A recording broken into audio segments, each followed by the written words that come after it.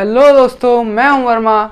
आइए स्वागत करता हूं आपका आपके इस प्लेटफॉर्म 524 पर। आइए स्टार्ट करते हैं आज परसेंटेज की क्लास 3।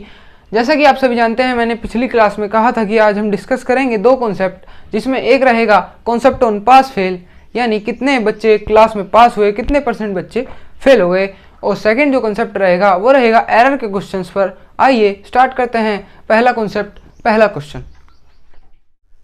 ये है दोस्तों आपका क्वेश्चन नंबर फर्स्ट। आइए देखते हैं। In an exam, pass fail के कॉन्सेप्ट पर है। In an exam a candidate must score 40% marks to pass, यानी किसी एग्जाम में, कोई एग्जाम था, उसमें 40% जो मार्क्स थे वे मिनिमम चाहिए थे पास होने के लिए। A candidates who gets 220 marks failed by 20 marks, यानी जिस लड़के के 220 मार्क्स आए हैं वो 20 नंबर से फेल हो जाता है। तो what are the maximum marks for the exam, यानी जो अधिकतम संख्या थी, जो अधिकतम यानी कितने मार्क्स का एग्जाम था। सीधी बात में समझिए कि कितने मार्क्स का आपका पूरा एग्जाम कितने मार्क्स का था। तो अब हम देखिए, इसने कहा है कि 40% जो मार्क्स हैं वे मिनिमम चाहिए थे पास होने के लिए। लड़के के आए हैं 220। अब देखिए 220 मार्क्स जो इसके आ गए और 20 नंबर से फेल हो गया, यानी 20 नंबर और चाहिए थे पास होने के लिए। अगर हम 10 नंबर से फेल होते हैं तो इसका मतलब है कि अगर हमारे 10 नंबर और आ जाते तो काश हम पास हो जाते। भगवान से दुआ करते हैं, भगवान सिर्फ 10 नंबर और दिला दे, हम पास हो जाएंगे। तो इसका मतलब ये 20 नंबर से फेल हुआ, तो 20 नंबर से अगर इसे मिल जाते तो ये पास हो जाता, यानी 220 इसके आए हैं, 20 से फेल हुआ, यानी जो पास थे वे 240 पे थे, यानी 240 पे आ जाते तो पास हो जाता। तो यानी पासिंग मार्क्स जो थे 240 थे, और परसेंटेज के हिसाब से 40% थे पास होने के लिए। तो 40% पासिंग मार्क्स थे और 240 आपके इसलिए थे। 40% आपकी परसेंटेज में थे, 240 नंबर में थे। तो 1% आपका जो आ गया वो आ गया 240/40। यहाँ से काटते हैं तो 6, यानी 1% जो आ गया आपका 6 नंबर का आ गया। उसके बाद उसने कहा है कि मैक्सिमम जो नंबर थे पास, यानी मैक्सिमम कितने नंबर का पेपर था। तो हमें पता है हर चीज़ अपने आप में 100% होती है, तो 100% इक्वल्स टू 100% इक्वल्स टू, यानी 600 नंबर का आपका पेपर था। अगर 1% 6 नंबर का है तो 600 नंबर का आपका पूरा पेपर था। ये था आपका पास फेल का फर्स्ट कॉन्सेप्ट। आइए देखते हैं, आप इसे नोट कीजिए, फिर हम देखते हैं इसके सेकंड क्वेश्चन। ये है आपका क्वेश्चन नंबर सेकंड। आइए देखते हैं। A student has to obtain 33% marks to pass, यानी एक स्टूडेंट को पास होने के लिए 33% मार्क्स लाने जरूरी थे। ही गॉट 25%, पर वो तो बेचारा वीक था, उसके आए 25%, वो मेरे की तरह वीक था। एंड फेल्ड बाय 40%, नहीं sorry, and failed by 40 marks, 25% number आए उसके, तो वो 40 मार्क्स से फेल हो गया। उसने भगवान से दुआ नहीं मांगी थी कि भगवान मुझे 40 नंबर और दिला दे। The number of total marks is, तो बताइए कि पेपर कितने नंबर का था। सेम वही क्वेश्चन है, बस थोड़ा बदल के दिया है। ऑब्टेन कितने करने थे, 33% आने चाहिए थे, समझ गए। 33% आने चाहिए थे, आए हैं उसके 25%। 25% नंबर लाया है, 33% आने चाहिए थे, यानी कमी कितने परसेंटेज की रही है। 25 से 33 में 8% की कमी भाई साहब को पड़ गई। 8% की कमी की वजह से भाई साहब फेल हो गए, यानी 8% नंबर अगर और आ जाते तो भाई साहब पास हो जाते।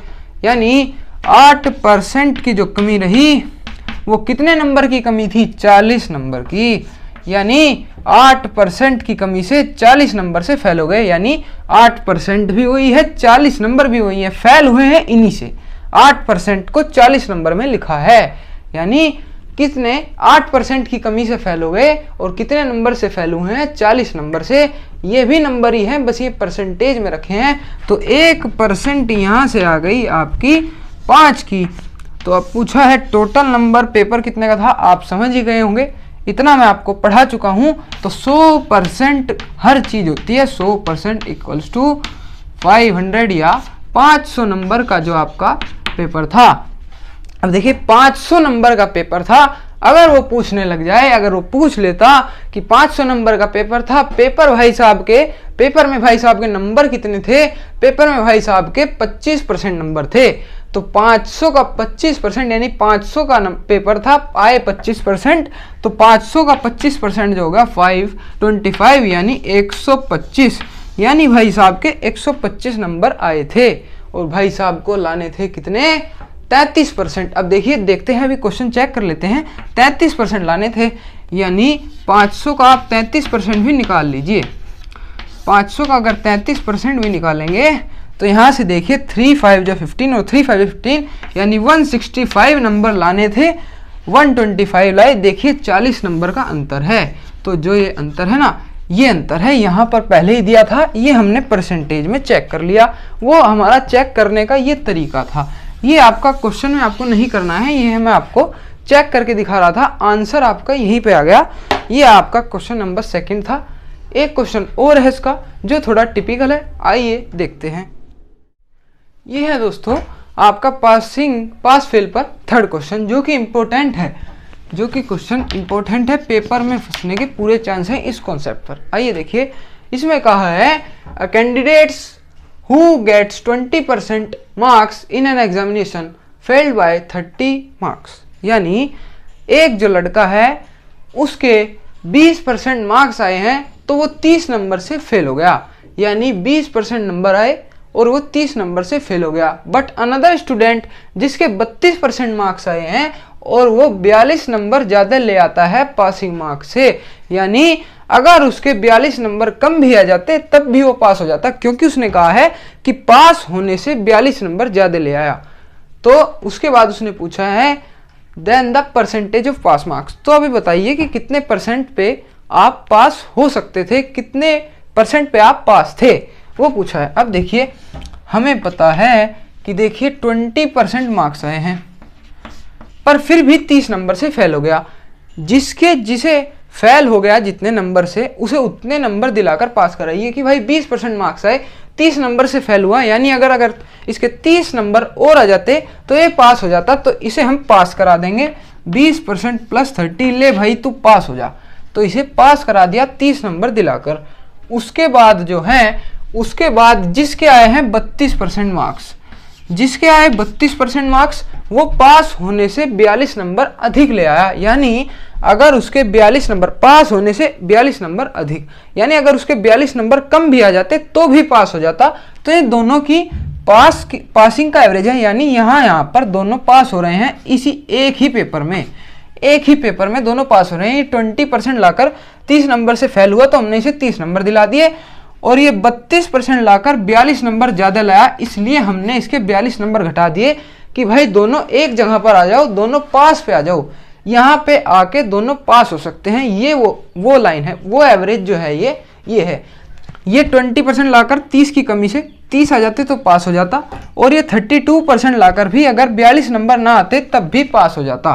तो ये दोनों का पासिंग एवरेज है। यहाँ पर किसी भी एक कंडीशन, ये दोनों कंडीशन पास की हैं, यहाँ पर दोनों आकर पास हो सकते हैं। उसके बाद हम देखते हैं परसेंटेज कितनी हुई। यहाँ पर आएगा तो 12% बचेगा, ये माइनस होने के बाद। उसके बाद ये उधर जाएगा तो 72 आ जाएगा, यानी 12% इक्वल्स टू 72। तो 1% आ गई आपकी 6 नंबर की, ठीक है, 1% आ गई 6 नंबर की, यानी पता लग गया कि 1% है 6 नंबर की। 1% अगर 6 नंबर की है तो उसके बाद देखिए 1% आ गई 6 नंबर की। हमें पता है कि बताना है पासिंग मार्क्स, पासिंग परसेंटेज कितनी है, कि कितने पे पास हो जाते हैं। उसके बाद हमें पता है दोनों पासिंग एवरेज हैं, किसी भी एक पासिंग एवरेज को ले लो। यहाँ पे हमने ले लिया इस पासिंग एवरेज को कि भाई इस पासिंग एवरेज पे भी पास हो सकते हैं, इस पे भी पास हैं दोनों पास ही, दोनों के अब नंबर पासिंग पर हैं, तो इसे लिया हमने 20% प्लस 30%, ये है पासिंग, ये है प्लस 30। यहाँ पर आकर दोनों बंदे पास हो जा रहे हैं, तो 20% तो ऐसे ही प्लस, अगर 1% 6 का है तो 30 में कितने 6 छुपे हुए हैं, 30 में 5 6 छुपे हुए हैं, क्योंकि 6 5 जा 30 होते हैं, तो 5% ही आ गया आपका। ये 30 का मतलब है 5%, अगर 1% 6 का है तो यानी जो पासिंग परसेंट आ गई वो आपकी 25% है, यानी दोनों बच्चे 25-25% पर पास हो सकते थे। समझ में आया होगा जरूर। इसीलिए मैं आपको कहता हूँ, दोबारा से समझाता हूँ भाई, जिसके हमेशा ही आपको रूल रखना है याद, जिसके पास से नंबर कम हो रहे हैं उसे तो धक्का देकर पास कराओ। उसके बाद जिसके पास से ज़्यादा ला रहे हैं, जो पास से ज़्यादा ला रहा है उसे वापस बुलाओ कि भाई दोनों एक ही जगह पे आ जाओ, दोनों एक ही पासिंग मार्क्स का एवरेज दिखा दो अपना कितना है। पासिंग मार्क्स का एवरेज हमने इनकी दोनों को एक कंडीशन पर ला के चेक कर लिया कि भाई 25% पर ला के दोनों बंदे पास हो जा रहे थे। ये क्वेश्चन था आपका इंपॉर्टेंट, इसे नोट कीजिए। तब तक मैं नेक्स्ट कॉन्सेप्ट पर नेक्स्ट क्वेश्चन लाता हूँ। ये है क्वेश्चन नंबर 4, जो कि एरर का कॉन्सेप्ट चल गया।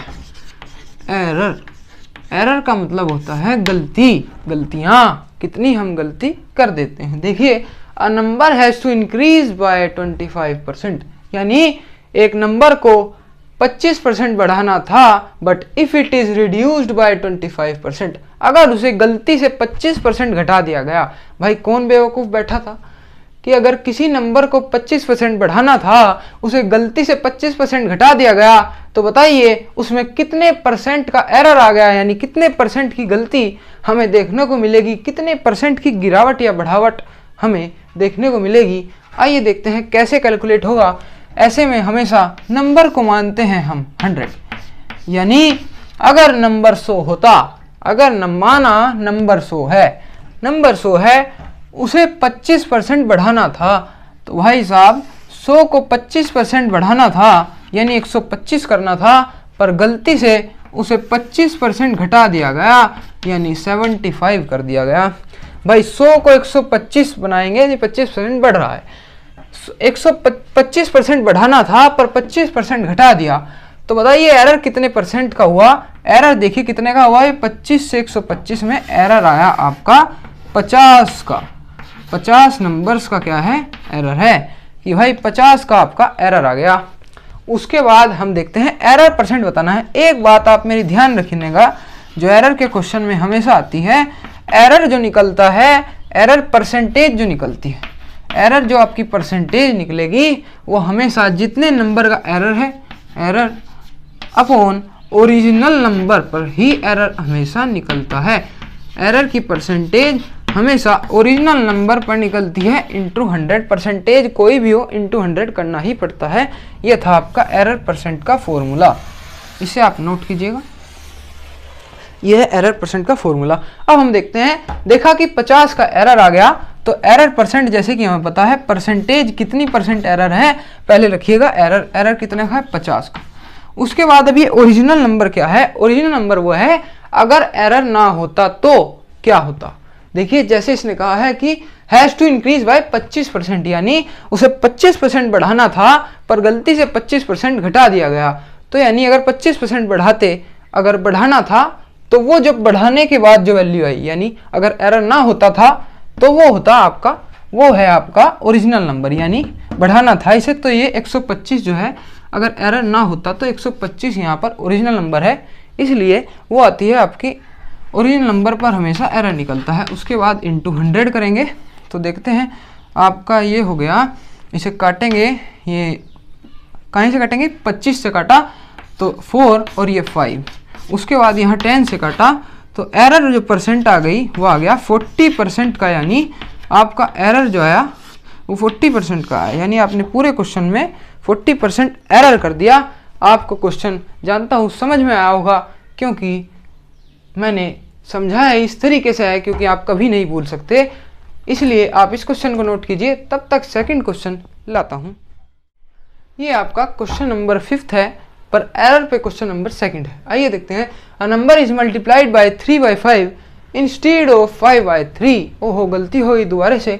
Find the error percentage in calculation, यानी मतलब है कि कोई नंबर था उसे 5/3 से मल्टीप्लाई करना था, गलती से 3/5 से हो गया, उल्टा कर दिया भाई साहब ने। फाइंड द एरर परसेंट, तो बताइए कैलकुलेशन में कितनी गलती परसेंटेज में हो गई होगी, यानी कितने परसेंट गलती हम कर चुके होंगे।